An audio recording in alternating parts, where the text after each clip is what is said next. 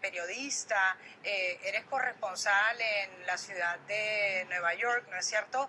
Pero nos gustaría saber tu punto de vista como venezolana, habiendo trabajado también en tu país. ¿Qué te dicen tus colegas?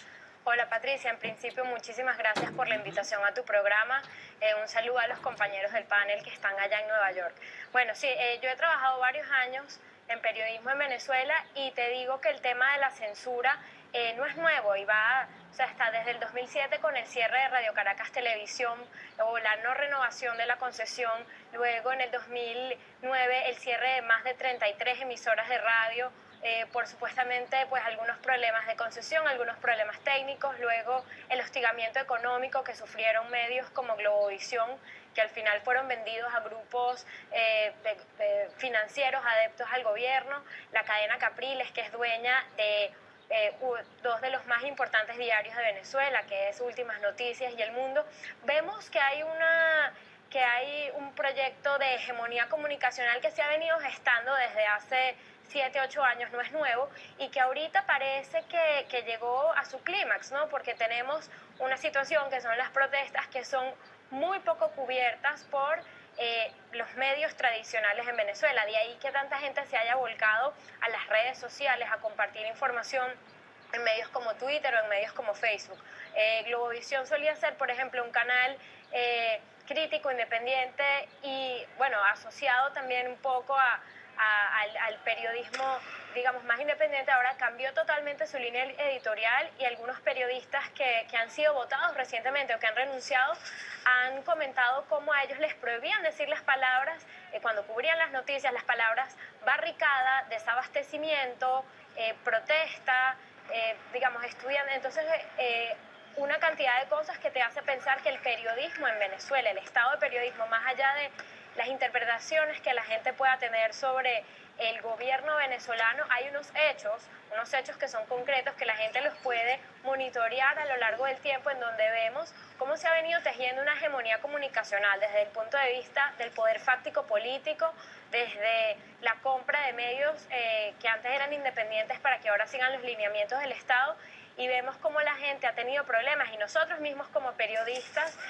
tenemos problemas para cubrir las protestas constantemente, y eso es importante que lo sepa la comunidad internacional. Javier, una de las cosas que, escuchando a Dariela hablar, que se habla en América Latina es, digamos, la falta de apoyo que se le ha dado hasta cierto punto a la oposición dentro de Venezuela, por los líderes en esos países, por los presidentes. Le han dado un espaldarazo al presidente Nicolás Maduro, pero es claro que fue elegido democráticamente y es constitucionalmente el presidente del país. Entonces, ¿cómo deja eso a la oposición? Vemos una María Corina Machado que intenta ir a la Organización de Estados Americanos, que se trasladó a Brasil, habló ante el Senado. ¿Qué les queda? Mire, algo que es muy importante recalcar es que, de nuevo, Venezuela objetivamente no es un Estado democrático en la medida que sus elecciones no fueron libres y justas. El artículo 3 de la Carta Democrática Interamericana establece que las elecciones deben ser libres, justas, de voto universal, etc. La oposición venezolana en estos momentos está lo que se llama en Estados Unidos disenfranchised, es decir, no tiene realmente derecho a participar en los asuntos públicos. ¿Por qué? Porque uno tiene miedo ya de votar. En general hay un temor porque hay represalias concretas para quienes votan contra el gobierno, es decir, no hay un solo funcionario opositor en las instituciones de gobierno que pueda hacerlo abiertamente.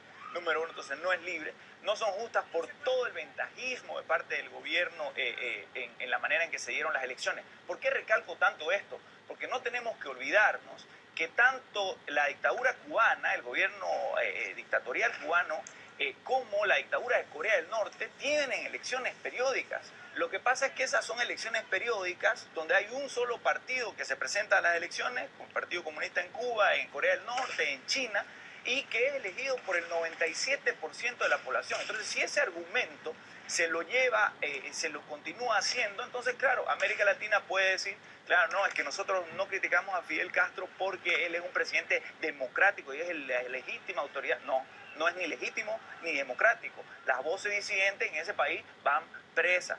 Entonces, lo mismo es lo que se trata de denunciar y de evitar en América Latina. Ahora voy y explico, yo creo que lo que es históricamente el motivo de esto. Déjame interrumpirte, disculpa, Javier. Robert, si vamos a ver en el caso específico de Venezuela, hablamos al principio del segmento de la posibilidad de que el Vaticano, el propio secretario de Estado del Vaticano, ya hizo mención al presidente Maduro en uno de sus discursos, podría ser mediador entre ambas partes, ya ha dicho el presidente de la MUD, de la Mesa de la Unidad Democrática, que está dispuesto a aceptar al Vaticano, si fuera posible, ser mediador. No aceptaron a UNASUR.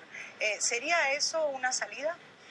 Mire, esto ya se ha visto anteriormente. Han habido organizaciones que han intentado establecer el orden o por lo menos entablar un diálogo. El mismo gobierno lo ha hecho. Maduro, a comienzos de año, si mal no recuerdo, llamó a los miembros de la oposición a sentarse a la mesa y encontrar un tipo de reconciliación. Sin embargo, la postura que adoptó Maduro en ese entonces es: ustedes pues, están bienvenidos a mi casa, a mi palacio, pero bajo ciertas condiciones, bajo mis condiciones. Entonces ya estaba por sentado lo que Maduro quería. Simplemente es: podemos entrar en un diálogo, pero a la final se va a hacer lo que yo diga.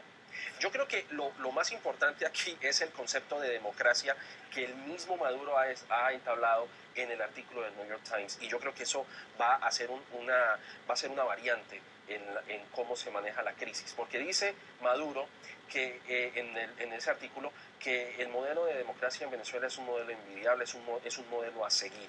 Pero yo creo que el concepto de democracia no se detiene solamente en los votos.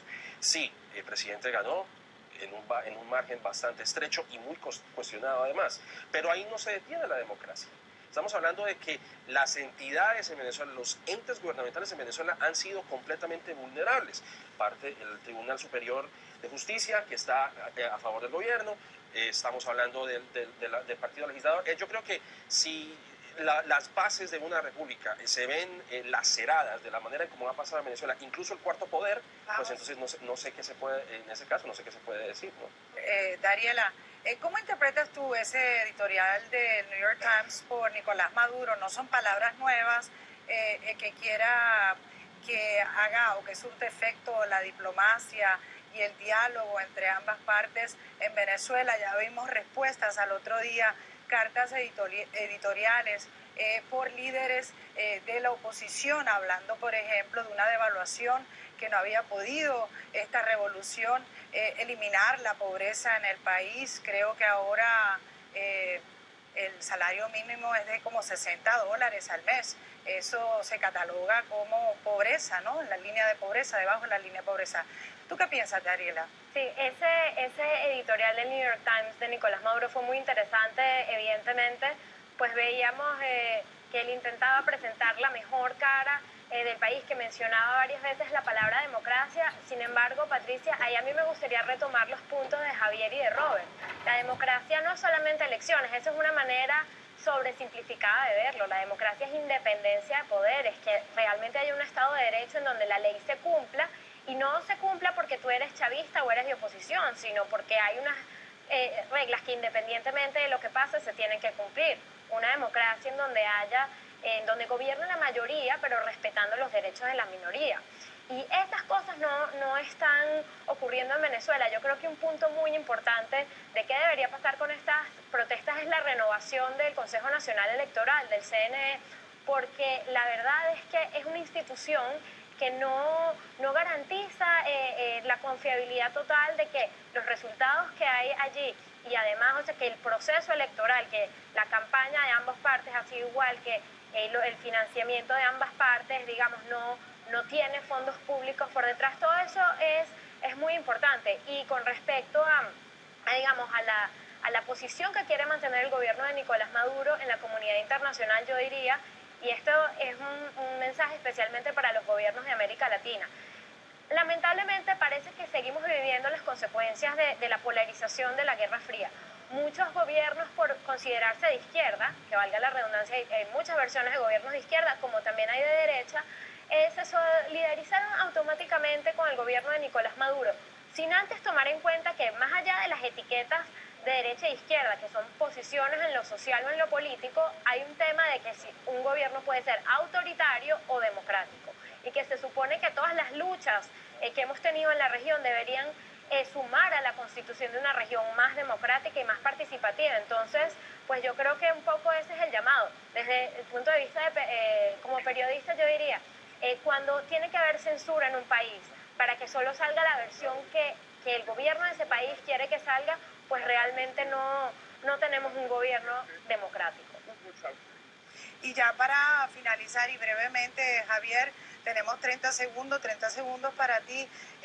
Robert, ¿qué nos puedes decir ahora? ¿Cómo ven el futuro de Venezuela? Es claro que ambas partes están buscando una salida pacífica y democrática. Mire, yo creo que primero adhiero completamente a las palabras de mi colega, es exactamente esa la situación. Lastimosamente en América Latina, la izquierda esta que fue reprimida por las dictaduras anticomunistas, no aprendieron que las dictaduras comunistas eran igual de dictaduras que las anticomunistas y quedaron con esta noción romántica de que Cuba es este país que es número 3 en este momento de acuerdo al Índice de Desarrollo Humano de la ONU en Salud y Educación, algo que la gente no se da cuenta del tema sistémico, que es falso. En un país donde, como dice mi colega, es imposible criticar al gobierno por las vías formales, ya sea de las instituciones del país o por la prensa, porque la cerraron la prensa y hay un solo periódico, es imposible decir que hay logros en lo social, porque no se los puede verificar. El gobierno comienza a mentir, la dictadura hace que se imponga su realidad propagandística, ¿no? Robert, brevemente, 30 segundos. UNASUR va a regresar el día 7 y 8 de abril. ¿Consideras que hay preocupación de los miembros de UNASUR con lo que está pasando en Venezuela? Por supuesto, siendo un miembro de la UNASUR, cuando hay este tipo de malestar social, pues obviamente que existe la preocupación. Yo lo único, y esta va a ser mi conclusión, hay que ir a la raíz de los problemas. El problema no es si se es del oficialismo o de la oposición. Mientras exista problemas sociales como la falta de la expresión, falta de las libertades civiles, falta de abastecimiento de los servicios básicos, va a haber problemas y va a haber una desestabilización social. Esto afecta a la inseguridad, afecta tanto al chavista como al de la oposición. Los problemas son para todos. Y si esto no se arregla en el fondo, como se dice, llegar al meollo del asunto, vamos a seguir con ese problema, quién sabe hasta cuándo. Bueno, muy bien, y queremos agradecer a nuestros invitados aquí en Washington, a Dariela Sosa aquí en Nueva York, en el estudio de La Voz de América, Javier Elaje, y a Robert Valencia. Muchísimas gracias por haber participado. Hacemos una breve pausa y regresamos con más. Ya regresamos con Visión Global.